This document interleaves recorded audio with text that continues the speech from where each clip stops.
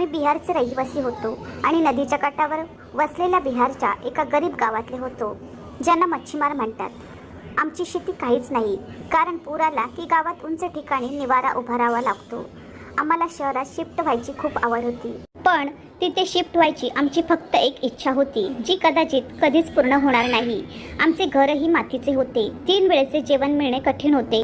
अशा परिस्थितीत आपण शहराकडे कसे वळणार? तिथे शिफ्ट होणं हे माझं सर्वात मोठं स्वप्न होतं. माझे हे स्वप्न पूर्ण होणार की नाही कुणास ठाऊक.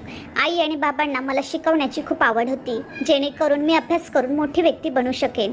त्यांच्यासाठी नाही तर माझ्या भावी पिढ्यांना खाण्यापिण्याची टंचाई भासू नये म्हणून निदान मी स्वतःसाठी काहीतरी करायला हवे. अशा ठिकाणी परिस्थितीत त्यांना आमच्यासारखे जगावे लागू नये. इथे सरकारी शाळा होती, त्यामुळे फी पण खूप कमी होती. शाळेकडून गणवेश व पुस्तके मोफत उपलब्ध होती, म्हणूनच मी मन लावून अभ्यास करत होतो. कळत न कळत मी 10वी पर्यंत पोहोचलो होतो. माझे वडील कमी शिकलेले होते, पण त्यांचे अकाउंटिंग कौशल्य खूप चांगले होते. ते गावातील अमित भाई यांच्या दुकानात हिशोबाचे काम करायचे. त्यांचा पगार खूप कमी होता, पण ते समाधानी होते. आम्हाला थोडे पैसे मिळायचे की आम्हाला कोणाकडे हात पसरवावे लागले नाहीत. सर्व काही ठीक आहे आणि मी विचार करीत होतो की मी महाविद्यालयात प्रवेश घेईन, परंतु नशिबाने ते वेगळ्या वळणावर आणले होते. हृदयविकाराच्या झटक्याने माझ्या वडिलांचा मृत्यू झाला. आता आमच्या घरात कमाई करण्यासाठी कोणी नव्हते. मम्मीने तिच्या मामाकडून मदत मागितली, परंतु ते आम्हाला जास्त काळ मदत करू शकले नाही, कारण ते खूप गरीब लोक होते. ते आम्हाला किती मदत करू शकतात? आमचे घरातील सर्वजण आता भुकेलेले होते. पप्पांच्या अंत्यसंस्कारात खर्च केलेला पैसा आम्ही परिसरातील श्रीमंत लोकांकडून मदत मागितली, परंतु त्या श्रीमंत लोकांना गरीब लोकांची कदर नव्हती. आम्हाला कर्ज देण्यासही नकार दिला. एका महिलेने असेही म्हटले होते की आज जर आपण गरिबांना पैसे दिले तर प्रत्येक वेळी ते आमच्या घरी पैशासाठी भीक मागण्यासाठी येतील. मी गरिबांना चांगले ओळखते. या गोष्टी ऐकून माझे हृदय तुटले होते. मी लोकांना विचारणे थांबवले आणि आपल्या देवाला प्रार्थना केली. देव आपल्याला मदत करेल, अन्यथा आपण कदाचित दारिद्र्याने मरणार. एक दिवस मंदिरातून उपासना केल्यानंतर मी घरी परत येत होतो. वाटेत गावातील अमित भाई माझ्याजवळ येऊन थांबले, ज्यांच्याकडे माझे वडील त्यांच्या मोठ्या दुकानात अकाउंटंट म्हणून काम करत असत. जेव्हा अमित भाईने मला माझी प्रकृती विचारली, तेव्हा मी त्यांना माझ्या घरच्या स्थितीबद्दल सांगितले. हे ऐकून ते म्हणाले की तू एक सुशिक्षित शिकलेला मुलगा आहेस, माझ्या दुकानात येऊन नोकरी करावी. मी इतका पगार देईन की घराचा खर्च आरामात सुटेल आणि घरात पोटभर अन्न जेवायला मिळेल. त्यांचे शब्द ऐकून मला खूप आनंद झाला आणि देवाचे हात जोडून आभार मानले. मी त्यांच्या दुकानात जाऊ लागलो. एका महिन्यानंतर पगार प्राप्त झाला. त्यानंतर घराचे रेशन आणि कर्जदारांचे कर्ज संपले. यावर मी खूप आनंदी होतो. जेव्हा मी माझ्या आईकडे पगार आणून दिला, तेव्हा तिने रडण्यास सुरुवात केली. तर मी तिला रडण्याचे कारण विचारले. मग ती म्हणाली, तू अशा वयात काम करण्यास सुरुवात केलीस. तुला शिकवण्याचे आमचे स्वप्न होते, परंतु तुझ्या वडिलांनी तुला कोठे आणले?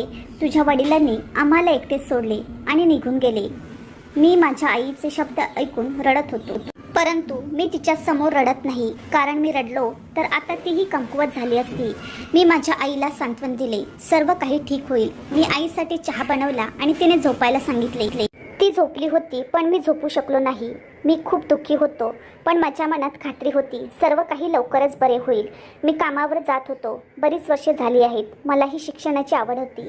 पुढील शिक्षण घेण्याची इच्छा होती, परंतु गरिबीने मी पुढे शिकू शकण्याची परवानगी दिली नाही. आज मला शाळेकडून 10व्या वर्गाचे प्रमाणपत्र मिळाले. जेव्हा मी शाळेतून परत येत होतो, तेव्हा मी एका वृद्ध स्त्रीला भीक मागताना पाहिले. तेव्हा तिने तिचा हात माझ्यासमोर पसरविला आणि माझ्याकडे पैसे मागण्यास सुरुवात केली. त्यावेळी माझ्या खिशात फक्त 20 रुपये होते. मी ते बाहेर काढले आणि ते तिला दिले. तिने मागे वळून पाहिले आणि मग म्हणाली की इतक्या पैशाने काय होईल? अजून पैसे द्या. मला बऱ्याच दिवसापासून भूक लागली आहे. मला मदत करा. तिचं बोलणं ऐकून माझ्या डोळ्यात पाणी आले, कारण मला माहीत आहे की जर एखाद्या व्यक्तीकडे बऱ्याच दिवसापर्यंत अन्न नसते तर त्याला इतका त्रास सहन करावा लागतो. मी तिला सांगितले, माझ्याकडे पैसे नाहीत, परंतु घरात नक्कीच पीठ आहे. मी तुला अन्न खायला देतो. मी तिला सांगितले की ती माझ्याकडे आश्चर्यकारकपणे पाहत राहिली. जेव्हा मी चालणे सुरू केले, तेव्हा ती पुन्हा माझ्या मागे येऊ लागली. काही वेळ आई घरी नव्हती. वास्तविक माझ्या आईच्या बहिणीची तब्येत बिघडली होती, म्हणून ती तिला विचारण्यासाठी तिच्या घरी गेली. आज मी दुकानातून सुट्टीही घेतली. मी त्या वृद्ध बाईला खोलीत बसवले आणि तिच्यासाठी भाकरी आणि भाजी बाहेर आणून दिली. आईने आज जेवणात डाळ, भात, भाजी आणि भाकरी बनवली होती. तिने आनंदाने खाण्यास सुरुवात केली आणि मला आशीर्वाद देऊन निघून गेली. मी तिला म्हणालो, तुला पुन्हा कधी जेवण हवे असेल तर तू न डगमगता येथे येशील.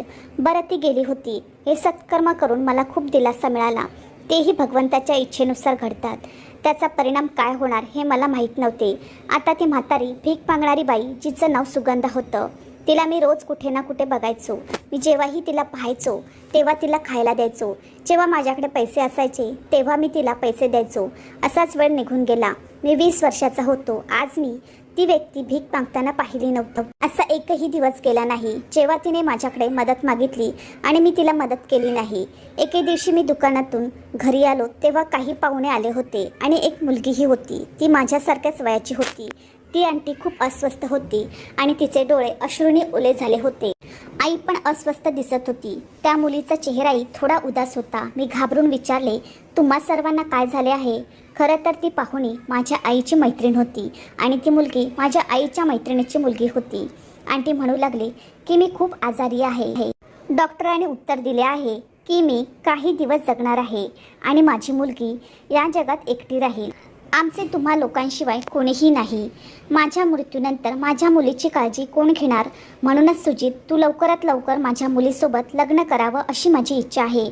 आंटीचे बोलणे ऐकून मला खूप धक्का बसला. मला लग्न करायचं नव्हतं. एकच कारण म्हणजे घरात फक्त 2 लोकांसाठी पुरेसे अन्न नव्हते. त्यात लग्न केले असते तर बायकोचा खर्च कसा भागवला असता. मला आंटीला नकार द्यायचा होता, पण आंटी ज्या प्रकारे रडत होती, मला का नकार दिला गेला नाही हे माहीत नाही. मी हो म्हणालो. माझा हो ऐकून प्रत्येकजण खूप आनंदी झाला. आंटी म्हणत होती की महिन्यातच तुमचे लग्न करायचं. मी रात्रंदिवस देवालाही प्रार्थना करत होतो आपली परिस्थिती चांगली असावी. काही दिवस मला भीक मागणारी सुगंधा काकू देखील दिसली नाही. मी अस्वस्थ होतो म्हणून मी देवाला प्रार्थना करीत होतो की तिला ठीक ठेवू दे. आज मला लवकरात लवकर दुकानातून सोडण्यात आले कारण मालक एखाद्याच्या लग्नात जात होता. त्यावेळी मी घरी परत जात असताना 4 वाजले होते. म्हणून मी त्याच ठिकाणी त्या जागेवर भीक मागणारी सुगंधा काकू पाहिली. मी तिच्याकडे गेलो आणि तिलाच विचारले. ती तिच्या चेहऱ्यावरून जोरदार नाराज दिसत होती. अचानक म्हणाली, सुजित, मला तुझ्याशी लग्न करायचे आहे.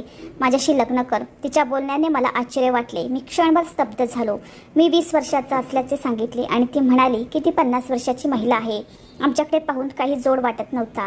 मी तिला विचारले, तू काय म्हणत आहेस? तिने माझा हात धरून जबरदस्ती केली आणि मला तिच्याबरोबर नेण्यास सुरुवात केली. मला भीती वाटली. रात्री 9 वाजले होते. मी पटकन घराकडे निघालो. माझा श्वास खूप वेगाने चालू होता आणि हृदय देखील धडधडत होते. मी घरी आल्यावर आई अस्वस्थ झाली. मी असे म्हटले आहे की संध्याकाळी उशिरापर्यंत मला काम होते. आज मी किती उशीर केला आणि आज अधिक काम केले.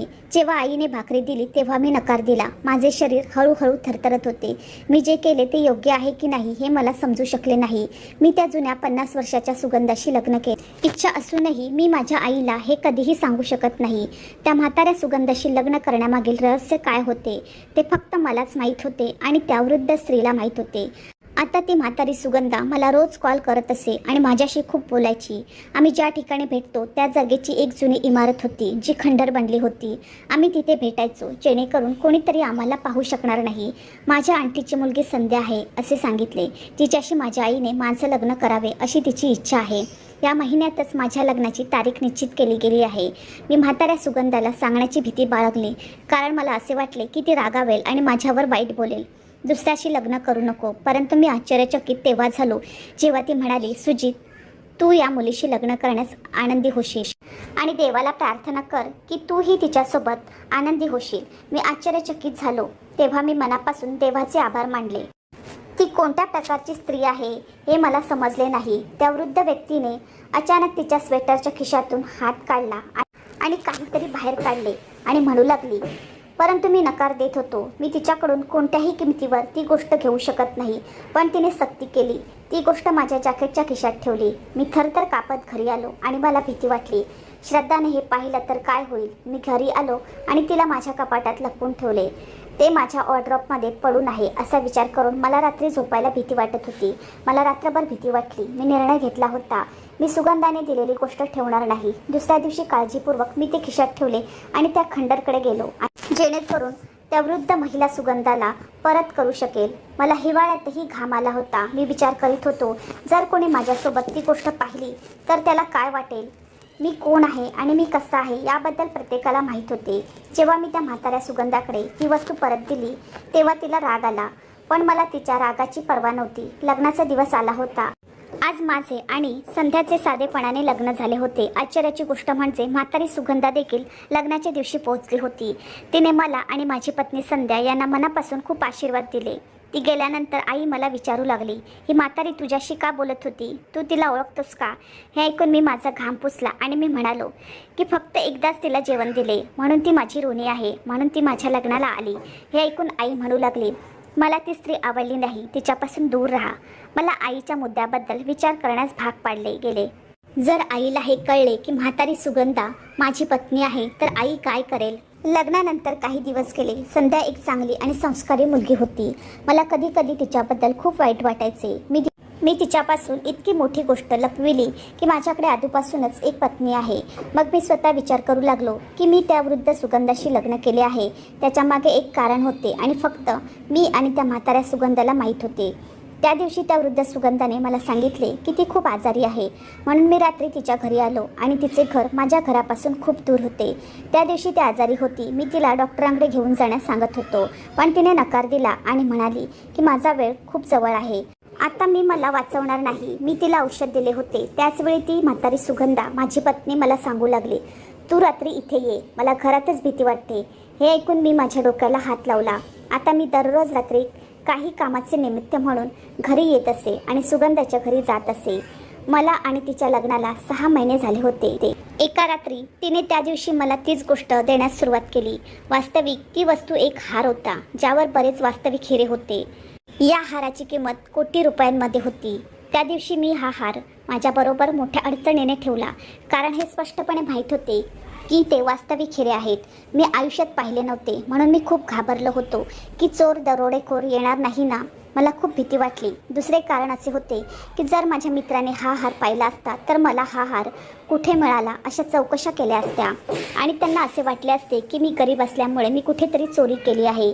आमची हार खरेदी करण्याची स्थिती कुठे होती? म्हणूनच मी सुगंधाला हार परत केला होता. परंतु आज तिने मला हार घेण्यास मनाई केली आणि माझ्या पत्नीला हा हार देण्यास सांगण्यास सुरुवात केली. ही माझी शेवटची इच्छा आहे म्हणून ठेव. जेव्हा तिने मला जबरदस्ती करण्यास सुरुवात केली तेव्हा मी तो हार ठेवला. पण मी माझ्या मनात विचार केला होता, मी हा हार या क्षणी संध्याला देणार नाही. जर तिला तो दिला असता तर तिने बरेच प्रश्न केले असते. मला संध्याला अद्याप सत्य सांगायचे नव्हते, त्यामुळेच मी हार घरी लपवून ठेवला होता. काही दिवसांनी माझी बायको म्हातारी सुगंधा बरी झाली, म्हणून मी रात्री घरीच राहायचो. काही महिन्यांनी तिची तब्येत पुन्हा बिघडली, म्हणून मी तिला जबरदस्तीने डॉक्टराकडे नेले, जिथे तिने सांगितले की आता ती फक्त काही महिने जिवंत राहणार आहे.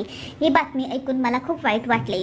मी तिला तिच्या घरी घेऊन आलो आणि म्हातारी सुगंधा खूप आजारी आणि असहाय्य झाली होती. ती म्हणाली, मला आता मरणाचा पश्चाताप होणार नाही, मी सुखाने मरेन. तिचे बोलणे ऐकून मी फक्त हसलो. ती म्हणाली, माझी शेवटची इच्छा आहे की तू काही दिवस रात्री मला भेटायला ये. तू माझ्याशी बोलशील, मला एकटं वाटणार नाही. मला ते एकट्याने राहायचे नाही. तिचे बोलणे ऐकून मी वेदनेने रडू लागलो. म्हणाला, देव तुला दीर्घायुष्य देऊ दे. माझी प्रार्थना ऐकून ती किंचित हसली. मी सुगंधाला धीर देत होतो, पण घरी आई आणि संध्या मला विचारू लागल्या की तू रात्री कुठे गायब होता. ती मला कठोर शब्दात विचारायची. मी तिला खोटे बोललो की मी रात्री दुसऱ्या ठिकाणी काम करतो. हे ऐकून आई मला शिव्या देऊ लागली. एवढ्या लहान वयात काय करणार? सुजीत, तब्येतीची काळजी घे, ती बोलत चालली होती आणि मी शांतपणे ऐकत होतो. आज सुगंधाकडे येणार होतो. आठवड्याच्या रात्री संध्या आणि आई झोपल्या आहेत याची खात्री करून मी पुन्हा घर सोडले. आईने मला मनाई केली होती, तू दुसरी नोकरी करणार नाहीस. पण मी दुसरी नोकरी करत नव्हतो. त्या म्हाताऱ्या सुगंधाच्या घरी जायचो आणि ती खूप आजारी होती. आजही मी तिच्या घरी आलो तेव्हा ती बेडवर पडली होती. मी तिच्याशी बोलत होतो. दारात कोणाचा तरी येण्याचा आवाज आल्यावर मी बाहेर पाहिलं आणि स्तब्ध झालो, कारण माझी आई आणि माझी पत्नी बाहेर उभ्या होत्या. मी घाबरलो आणि सुगंधाला वाईट वाटलं. ती म्हणाली, तुझ्या आईला आणि बायकोला आत येऊ दे, मला त्यांच्याशी बोलायचे आहे. बरं. त्यांचे बोलणे ऐकून मी दार उघडले आणि दोघेही आत आले. ती रागावली आणि म्हणाली, आज आम्ही झोपेचे नाटक केले होते जेणेकरून आम्हाला कळेल की तू कुठे चालला आहेस आणि हे कोणाचे घर आहे आणि तू इथे का आला आहेस. जेव्हा आईने विचारले तेव्हा मी तिला सांगितले की सुगंधा ती माझी पत्नी आहे. आणि सुगंधा स्वतः थरथरत्या आवाजात म्हणू लागली, मी सुजितची पत्नी आहे आणि मी त्याला रोज रात्री इथे यायला सांगितले होते. हे ऐकून आई आणि संध्याला मोठा धक्का बसला. आईने सुगंधाला ओळखलं होतं. आई आणि संध्या रागावल्या, पण म्हातारी सुगंधा म्हणाली की एकदा माझं ऐका आणि मगच निर्णय घ्या. तेव्हा आई संध्या तिथेच जमिनीवर ठेवलेल्या ट्रॅकवर धक्काबुक्कीच्या अवस्थेत बसली. ती सुगंधा आता सर्व काही सांगत होती. म्हातारी सुगंधा म्हणू लागली, खूप वर्षापूर्वीची गोष्ट आहे. आम्ही 4 भाऊ बहीण होतो. मला 3 भाऊ माझ्यापेक्षा मोठे होते आणि मी त्यांची एक बहीण होती. आम्ही खूप श्रीमंत होतो. आमच्याकडे बरीच जमीन होती, आणखी बंगले होते. पैशाची कमतरता नव्हती. माझे भाऊ उधळपट्टी करू लागले. त्याने आयुष्यात कधीही चांगले काम केले नाही. ते नेहमी माझ्या आईशी कठोर होते आणि तिच्याशी गैरवर्तन केले. तर त्या तुलनेत मी नेहमी माझ्या आई आणि वडिलांची काळजी घेतली. त्यांचे नाव उंचावले. मर्यादेपलीकडे त्यांची सेवा केली. मी ठरवले होते की मी कधीच लग्न करणार नाही, पण नेहमी माझ्या आई वडिलांची सेवा करेन. पण जेव्हा पप्पांना वाटले की आपला मृत्यू जवळ आला आहे, तेव्हा त्यांनी आपली सर्व जमीन आणि बाग माझ्याकडे हस्तांतरित केली. मी अब्जावधी आहे आणि अब्जावधीची मालकीण बनले आहे. भावांच्या वाईट सवयीमुळे अनेक अपघात झाले आणि ते घराबाहेर पडले. माझ्या वडिलांनी वकिलाला बोलावून सर्व मृत्यूपत्र माझ्या नावावर लिहून घेतले होते. माझे आई वडील वारले. भावांनी माझी संपत्ती माझ्याकडून हिसकावून घेण्याचा खूप प्रयत्न केला. त्यांनी माझी मालमत्ता हडप करण्यास सुरुवात केली, परंतु मी न्यायालयात दिलेली सर्व कागदपत्रे माझ्याकडे होती. न्यायालयीन कारवाई करत भावांना नोटीस पाठवण्यात आली. भविष्यात त्यांनी माझ्या मालमत्तेकडे लोभस नजरेने पाहिले तर त्यांच्यावर कायदेशीर कारवाई करून शिक्षा झाली पाहिजे. भाऊ गप्प बसले. त्यांची मुलेही आता मोठी झाली होती. भाऊ म्हातारे झाले होते. माझे 3 भाऊ अजून जिवंत आहेत. मी कधी मरेन याची वाट पाहत आहे. मी लग्न केले नसले तरी माझा मृत्यू झाला तर माझ्या पतीला आणि माझ्या मुलांना या संपत्तीचा वारस मिळेल, असे कागदपत्रामध्ये लिहिले होते. माझे आधी लग्न झाले होते, पण माझा नवराही लोभी निघाला, म्हणून मी त्याच्यापासून घटस्फोट घेतला. आता ही मोठी जमीन माझ्या वडिलांची आहे. मी ते माझ्या भावांना आणि त्यांच्या मुलांना आणि त्या लोभी लोकांना देऊ शकत नाही. म्हणून मी विचार केला की मी जोपर्यंत जिवंत आहे तोपर्यंत मी माझ्या वडिलांच्या विश्वासाचे रक्षण करेन. पण जेव्हा मृत्यूची वेळ जवळ येईल तेव्हा मी ते एखाद्या गरजू आणि गरीब आणि थोर व्यक्तीला देऊ असे वाटले. मी मुद्दाम घरोघरी अन्नाची भीक मागायचे आणि चांगला माणूस शोधून त्याच्याशी लग्न करून त्याच्याकडे मालमत्ता हस्तांतरित करायला तयार होते. मी भिकारी असल्याचे भासून अनेक लोकांचा प्रयत्न केला, पण एकही चांगला माणूस सापडला नाही. मी निराश झाले होते. पण मग एक दिवस सुजित भेटला. तो माझ्यापेक्षा खूप लहान होता, पण गरजूही होता. जेव्हा मी त्याचा प्रयत्न केला तेव्हा त्याने माझी परीक्षा पूर्णपणे स्वीकारली आणि तो खूप छान आणि दयाळू होता. त्याच्या मनात पैशाचा लोभ नव्हता. म्हणूनच मी त्याच्याशी लग्नाबद्दल बोलले आणि त्याने संपूर्ण कथा सांगितली. त्याने मला मदत करण्याचे मान्य केले, म्हणून त्याच्याशी लग्न करणे ही एक अतिशय खरी आणि चांगली व्यक्ती आहे. त्यामुळे मी सर्व मालमत्ता त्याच्या नावावर हस्तांतरित केली आहे. आता माझ्या मृत्यूची वेळही जवळ आली आहे. त्या म्हाताऱ्या सुगंधाच्या गेलेल्या दिवसाबद्दल ऐकून माझी आई आणि संध्या पूर्णपणे गप्प बसल्या. आता आई आणि संध्याच्या डोळ्यात पाणी आले. म्हाताऱ्या सुगंधाची कहाणी खूप वेदनादायक होती. तिचे भाऊ तिचे शत्रू होते. सुगंधासोबत लग्नाची बाब मी माझ्या आईपासून लपवून ठेवली होती, कारण मी आईला खरे सांगितले असते तर तिने माझं लग्न केलं नसतं. पैशाच्या लोभापोटी मी म्हाताऱ्या सुगंधासोबत लग्न केले नाही हे खरे होते. सुगंधाचा काही दिवसांनी मृत्यू झाला. आम्ही सर्वांनी तिचे अंतिम संस्कार केले. तिच्या निधनाने आम्हा सर्वांना खूप दुःख झाले. सुगंधाने तिला दिलेल्या हिऱ्याचा हार मी संध्याला घालायला लावला होता. त्यानंतर आम्ही शहरात शिफ्ट झालो. देवाने आम्हाला खूप मदत केली आणि आम्हाला प्रोत्साहन दिले. आता त्या जमिनी मी सुगंधाच्या नावावर अनाथ मुलांच्या संगोपनासाठी वापरल्या आणि मुलांसाठी शाळा कॉलेज उघडले. त्यानंतर मी स्वतः लोकांच्या शिक्षणासाठी उघडलेल्या कॉलेजमध्ये प्रवेश घेतला. मी तिच्या नावाने शाळाही उघडली होती. अशा प्रकारे मी तिचे सर्व पैसे अशा गोष्टींवर खर्च केले होते. एका रात्री माझ्या स्वप्नात माझी म्हातारी पत्नी सुगंधा खूप आनंदी दिसली. माझे हेतू नेहमी स्पष्ट होते. मी नेहमी देवांची भीती बाळगत होतो आणि त्यांचे आशीर्वाद शोधत होतो. त्यामुळे त्याने मला श्रीमंतही केले. आता तुम्हीच सांगा, मी त्या म्हाताऱ्या सुगंधाशी लग्न करून बरोबर की चूक केलं?